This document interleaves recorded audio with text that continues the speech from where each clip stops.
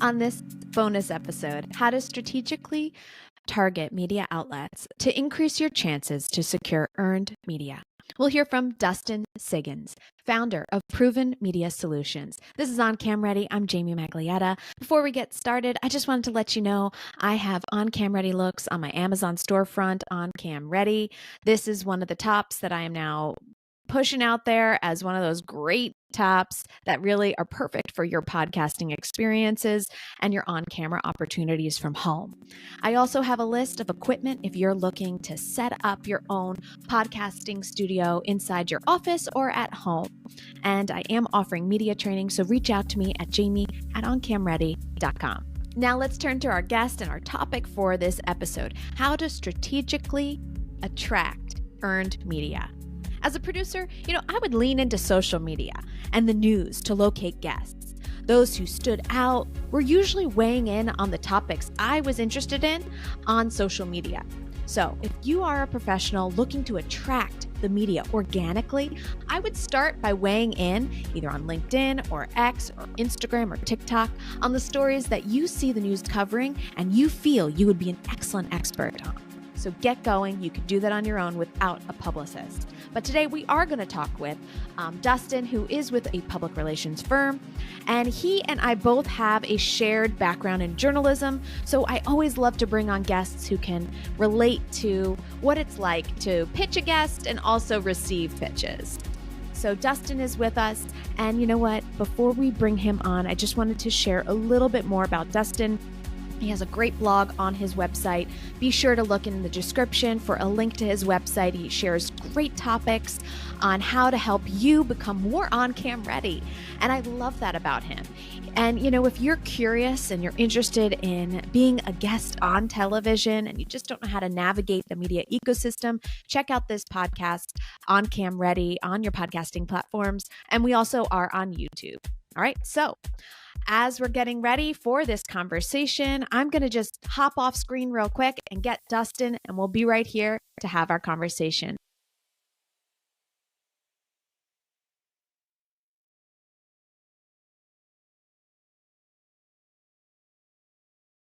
Hey, Dustin, how are you? So glad you could be with us. Yeah, thanks for having me. It's going to be a lot of fun. Yeah. So why don't you start by telling us a little bit more about what you do and what Proven Media is all about? Sure. So Proven Media Solutions was founded in 2018 because I had spent 7 years as a freelancer and then doing part and full-time communications work as I transferred my skills from journalism to PR. And I realized I can actually do this thing called PR. And so started the firm because I saw a hole in the market where there seemed to be a lot of really good ideas from people that just weren't getting the attention they deserved. Mm-hmm. And that is the thing. So many people are out there. There's so many great guests, and not many of them, have the right tips and tricks to get noticed. So what are some of the things that you've even written about that might help people navigating this media ecosystem that might help them get seen? So you talked about being out there on social media, and I actually think there's another approach to get ahead of the game, right? Because you're basically talking about newsjacking, which is there's a big topic for a couple of days. Let's get out there on social media because journalists are trying to figure out who they're going to talk to. On the flip side, of course, journalists are also putting their requests on Twitter, X, quoted, HARO, help a reporter out, etc. But what we tell our clients, yeah, go ahead.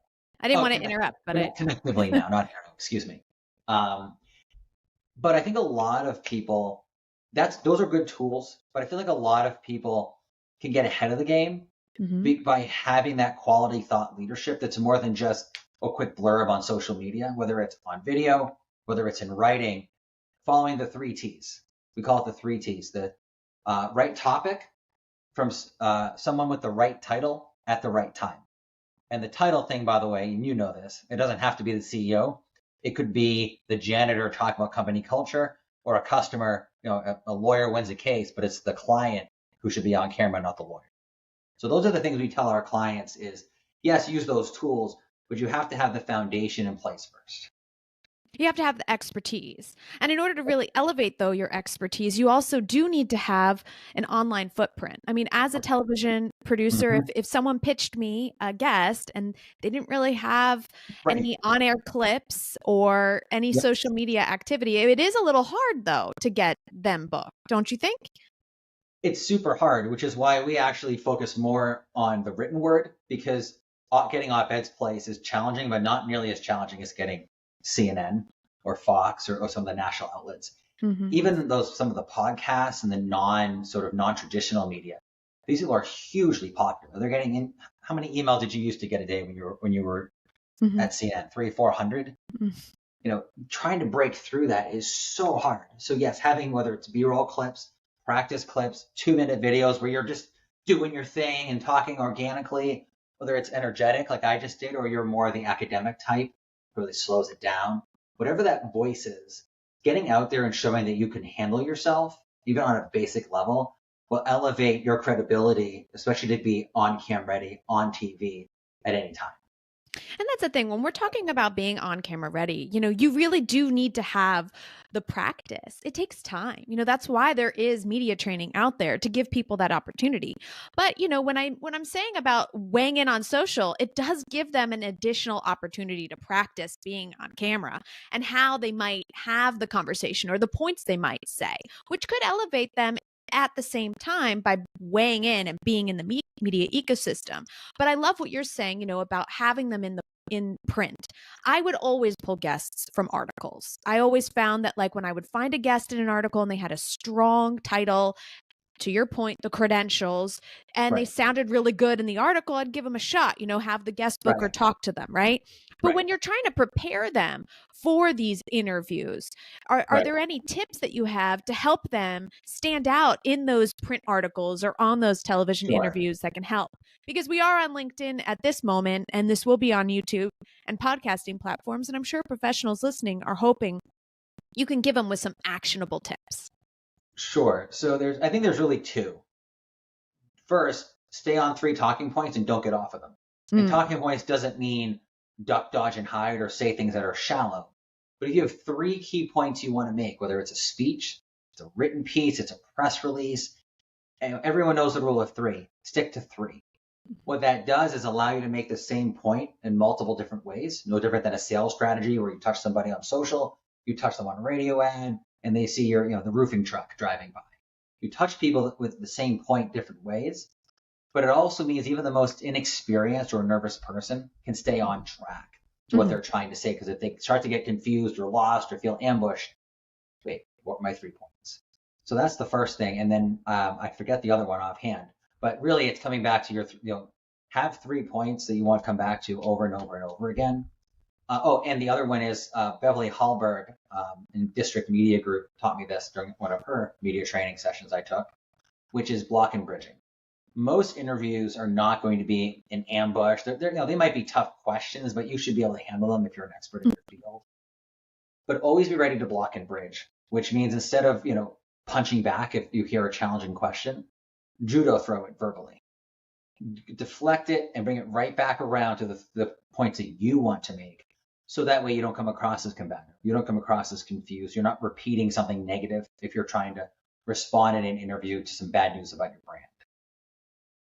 I mean, that's great advice. I think it's also obvious that many professionals need to realize that if you're booked on a show because you wrote this compelling book, that chances are you may not be on that interview actually talking about the book the whole time, right? Yes. They may mention your book in the setup, but chances are you're not going to be spending 4 minutes talking about your book. But That's right. what I find interesting is when I talk to other television producers, they all say the same thing. When you're pitching me, I need to know what I'm going to get on television. So if we want to just focus for a little bit on television interviews and then focus on print, I think that could help our audience. I agree. What they say is they want to know what you're going to deliver, right? So they actually want to see 30-second videos or 2-minute videos that aren't edited of what you would say and how you would deliver. Again, that's why I think turn to social media to make those clips, but you can also get them from other interviews, right? But what are your pieces of advice on how to showcase someone for television? Sure. So I actually am a big believer in, like, you might call it a media kit, where Yeah. you have the different pieces out there that you can send. And today it's easier than ever. When I Mm-hmm. was in school almost 20 years ago, don't tell anybody, almost 20 years ago, the PR professor said, showed us how to do a media kit. It was it was the booklet, and it had all this piece of information. Now you have email. Now you have Google, Drive, etc.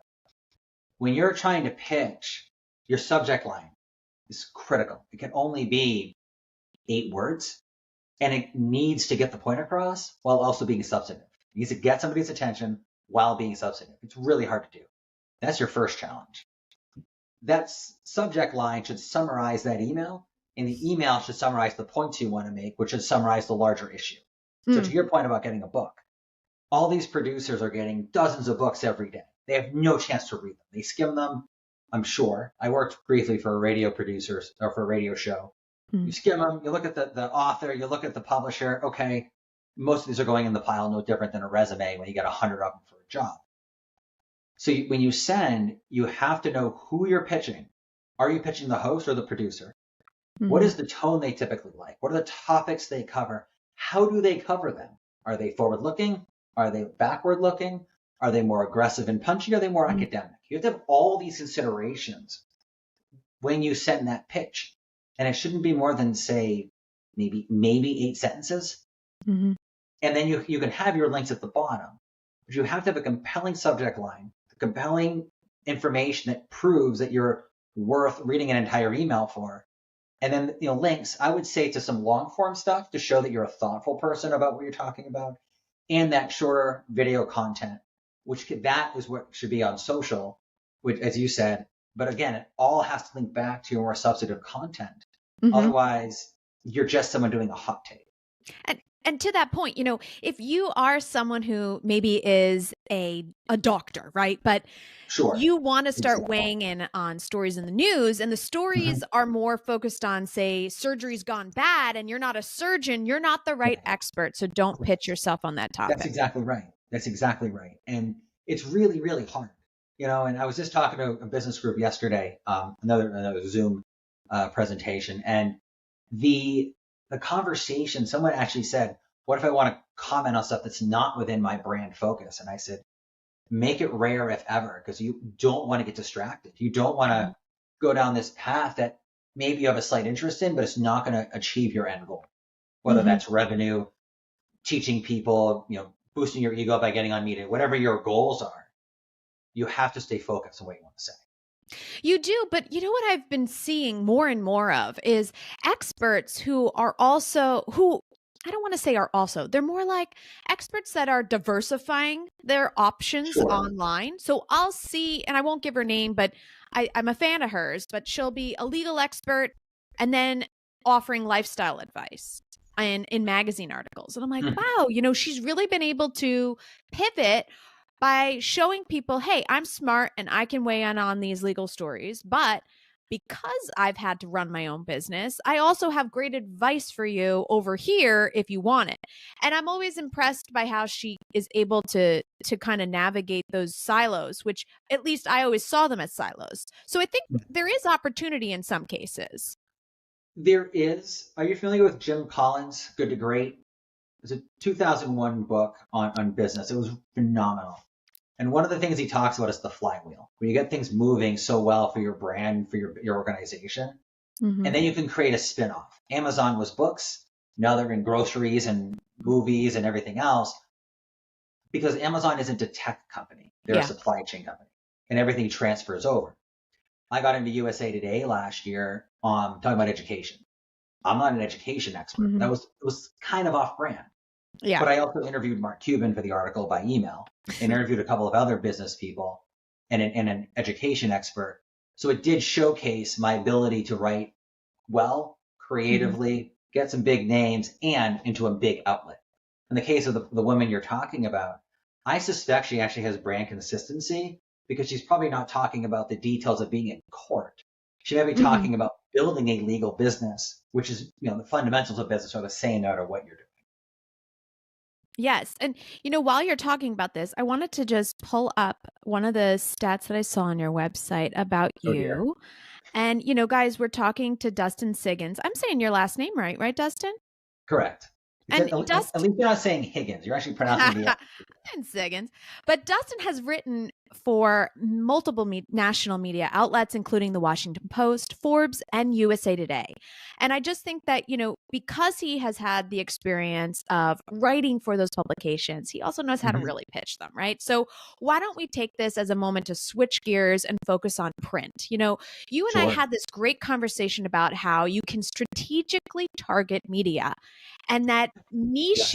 niching down, right? Like Super. figuring out who are the media outlets within your niche or Mhm. your, industry and Mhm. starting there so that you can really focus on industry publications and get yourself known that way first. I mean, what are your did I get you right? Yeah.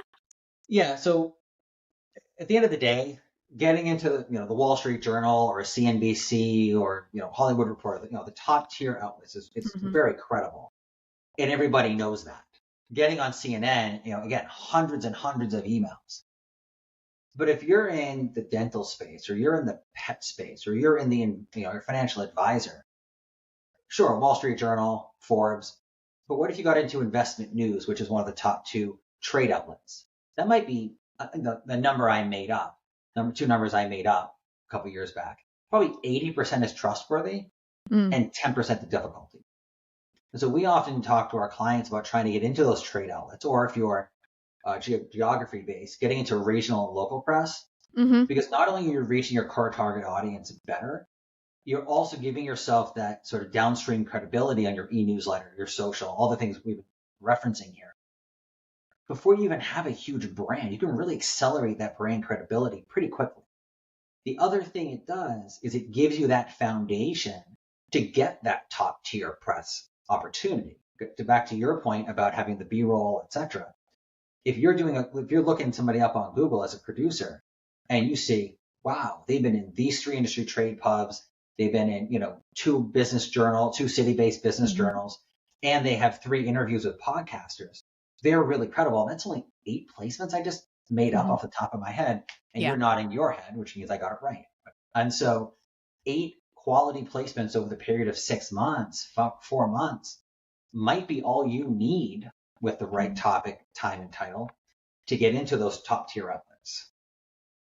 And he keeps mentioning the 3 T's, and that is one of the articles on his website. As I mentioned, he does have a great blog. Again, the link to Proven Media Solutions is down below, so you can get in touch with Dustin. You can also reach out to me. I'm also on Instagram offering tips on how you can leverage your social media. So, there's ways that you can attract the press. There's ways that you can get noticed. You may not be able to afford a publicist right away, and you may be looking to just get yourself out there, starting here. Right now, if you're listening on a podcasting platform or YouTube, we are doing this live on LinkedIn first. So, if you're listening on LinkedIn, this is a great platform to be a thought leader if you want to start getting recognized within your niche, right? I mean, Dustin, do you ever suggest that they start trying to write what they might want to write for an article on LinkedIn, or how do you navigate social media with your clients?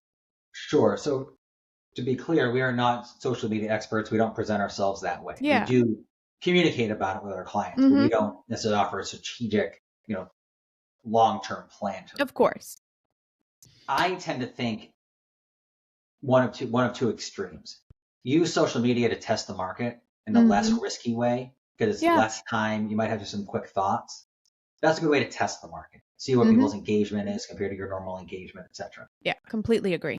But on the flip side, I think it's better to create bigger content, let's say a white paper, a case study, or a data research, publish that. Then that becomes your e-newsletter. It becomes 2 blog posts. It becomes an opinion piece, and it becomes the subject, the topic for 3 interviews. And it becomes 30, 10, 40, whatever, social media posts as well, all driving back to that case study, which is really the foundation of that message. And so I do tend to think that social media is a little overrated insofar as people using it as a primary tool, because I think you need to have those foundational components in place first. Everything from that big, set of data that big case study, etc., and years of experience. The best thought leaders on LinkedIn are citing experiences. In the case of Josh Braun, who's a sales expert, cold sales expert, he'll actually get pictured like a waitress. And he goes, this person was a great salesperson. Let me tell you the conversation we had, and here's why it's relevant. And so there's a lot of experience being pulled from there, even if there isn't you can't link to experience, but you can share it on LinkedIn in a way that's very credible. And, that really brings up the previous conversation that I had here on LinkedIn. And also we have a podcast and a YouTube episode with Chrissy Chin.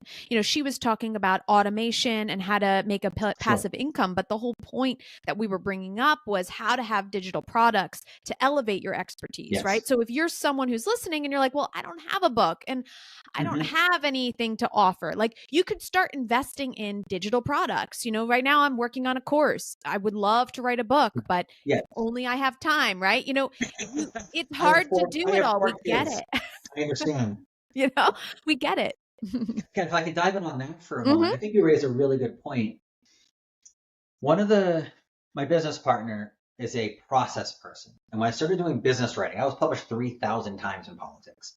And writing in business was a totally different topic. It was totally different on every level, except, I was using a computer, there were words involved. And I was really concerned about coming up with new ideas. So I did a couple of interviews with people, but I was more sharing their thought leadership rather than my own. And my business partner said, Dustin, just as you're going through the day, start taking mental notes. And so what I did was develop an informal process of the end of the day, end of the week, kind of writing down things that occurred to me. And then the second part of that process is take those ideas and quickly structure them. The structure I suggest to people is when you have an idea, write it down as a headline and your 3 main supporting points, and then 3 supporting points for each supporting point. 10 words is about the average sentence length. You just wrote 10 times 13 lines, 10 words times 13 lines, 130 words. You just wrote a fifth of your op-ed, a tenth of your essay, and 5% of your white paper, and it was the hardest 5%. Now you have the structure in place. Now you can come back a week later when things die down, or a month later. You have enough of a structure, you're going to remember what you wanted to do. Yeah. I do think that having that digital credibility, again, whether it's pushing out through, if you have a lot of money and you're trying to push it out through SEO, but you don't have any content, then you bring people to your website, but you're not offering them anything. Yeah. So I do think that coming through your day and taking a process, whether it's daily or weekly, taking half an hour and writing down the 10 best ideas, you're going to cross out 8 of them. Then those 2 that are left, take the 10 minutes to really put that structure together of a headline, 3 subheads, and then 3 subheads per subhead. And, a lot of what he's saying, guys, again, is great, especially if you can pitch the press. And earlier he had mentioned HARO, and I just want to make sure that some people listening know what that is. Sure. It's help a journalist, help a reporter out. And there's a website. They also use hashtags. You can find them on Twitter. You can also search the hashtag journo request. No, don't tell anybody that. That's my secret sauce. Well, you can go there, guys, and so you can try to find these things, okay? HARO is like one of those things that will come into your email box, but then you're pitching yourself, right? So again, if you're someone who just can't really afford someone as amazing as Dustin and you're trying to do this, there's other ways, right? Dustin, do you mind? Yeah, go ahead. What do you want to weigh in on? No, just that they're free. What was the third one? Owned by Siggins. You have free options there. So journal requests, often they're British-based, probably half are from Britain, I've noticed. But literally you're getting across the Atlantic Ocean there. Quoted, Quoted, is free. Right. I think 2 pitches a month. Connectively, which is the new name for HARO, owned by Siggins. You go in there and there's all these opportunities, and they're all free to a certain degree. And so, you can easily get that practice that's a low risk about developing a pitch, and send 20 out and see who responds to you and how they respond. Yeah. And then the other thing that Dustin mentioned was just, if you have a list of topics and ideas, maybe 2 of those are an op-ed, maybe the rest are you weighing in on social media to at least get practice or to put yourself out there on topics that you really want to talk about. You just have to start strategizing ways, because as we're talking and we're having this conversation, if you notice, there's not really that much variety on television. So if you really want to start getting yourself out there, you really need to start getting yourself prepared and prepped and put the effort and the money in to get noticed, because you do need that help, right? You do need that networking and that communication going on for you and advocating for you to get those big breaks. But as I keep saying, is there are ways that you can go about it to try to do it yourself, right? Without formal pitching. So I am so glad that we could have this conversation. Dustin, I would love it if you kind of tick through like quick 3 tips that you've already mentioned, but Sure. so I could cut it into a soundbite.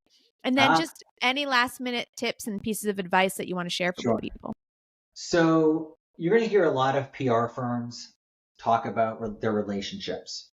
And that's great. And they're going to talk about things like Quoted and Muck Rack and Cision and Meltwater.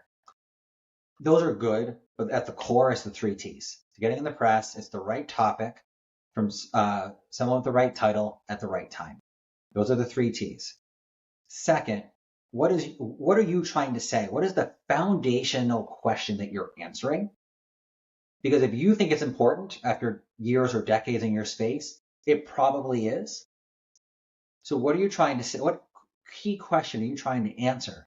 And how are you answering it? Are you academic? Are you aggressive? Do you prefer short? Do you prefer long? What's your voice? And then lastly, where should that voice be heard? If I was someone who, I'm always nervous on camera. If I was someone who couldn't function on camera, we wouldn't be doing this interview. I'd stick to the written word. If I'm somebody who gets easily bored of doing essays, either I have to outsource it or avoid essays in the first place. So 3 T's, answer a foundational question, understand how you want to answer it, and then find the right platforms to answer it. I love that. And Dustin, why don't you just let people know how they can get in touch with you? Sure. Yeah. I'm on LinkedIn, Dustin like Dustin Hoffman, Siggins, S as in Sam, Iggins, provenmediasolutions.net or .com. We bought both. Shoot me an email, dustin@provenmediasolutions.net. I'd love to have a conversation. One of the ways we get to know people who are interested in our services is co-authoring. I would love to get myself into one of your trade outlets based on your expertise in your industry and the big name that you have, because they don't care about a comms guy, but also my ability to help you present that message in a new way. Yeah. And guys, just remember On Cam Ready is here to help you navigate this media ecospace. And, we're bringing on guests like Dustin to just help you start putting yourself out there as a thought leader, and also start pitching yourself to the press. I mean, we always needed guests, and All the time. there's always someone looking for something, right? Yes. So I really hope that you guys check out our links down below. Again, you can connect with Dustin through one of the links. You can listen to this on a podcasting platform and YouTube. And if you are on LinkedIn, you can check out the video. I will be hosting more lives. Before I go, let me just show you guys, Dustin and I keep talking about being on cam ready. And if you are someone who is like interested in being on cam from home or from your office, you really should be investing in equipment. They can be fairly inexpensive. I'm going to take my camera down and I'm going to show you real quick. So it's going to get messy. All right. If you're watching on YouTube, really good but idea. I think this is important. So guys, real quick, Dustin, this, give me a minute, but I am looking at my camera. Okay. So my camera is up on a tripod. So I am taking it off. So this is what's happening here, guys. You're on my tripod and I can move and zoom the lens on my camera because it's a webcam. All right, guys. Right. This mic is very inexpensive, but you want to have like a USB mic or a DXLR and get an arm for your. I'm in my room. Like this is just like a guest room. I'm gonna unplug my camera. But look, normally I have a little $400 graphic I put together. Dustin, what do you got going? But look, there's a window. There's all the stuff I don't want you to see. It really is not that expensive today. For $300-400, you can really have a very professional looking setup. Exactly. And it's not like you are Jamie who needs to do it every day. You're only doing it once. But And Dustin, you also have like backgrounds that you can use. Like there's things that you can do, guys, that can really dress up your on-camera experience when you do have those on-camera moments. So don't be discouraged by the on-camera part. Like if you want to be on TV, take that step and make sure that you have the equipment so that when your opportunity comes, you're not panicking. Really, that's what it comes down to. Make sure you have the right clothes. I did a Zoom presentation yesterday, and I usually have a dark blue background on me from the graphic, and I wore a black coat. And the organizer said, "No, get out," because I thought it looked fine, but I have the aesthetic sense of a colorblind rock. So I actually wore this yesterday for the interview, and it went much better. I think it's popping. And here's the thing, guys, you want to, if we're talking about colors here, solid colors, bright colors for women always. And, right now, a little bit of, what did you do, Dustin? I took a risk. I thought you might get mad at me. I love it. I went solid otherwise, because otherwise it can be very distracting with the light to you and to the interviewer and to your audience. And you want to be as polished as possible without being, C-3PO style stiff. So guys, I hope you gained so much value from this conversation. And again, be sure to find Dustin and myself. We're on LinkedIn. Follow us. Reach out if you have questions. And if you're on YouTube or the listening on a podcasting platform, be sure to follow this podcast, this conversation. And thank you for listening to this bonus episode. And I'll see you guys online. Bye. Take care, folks.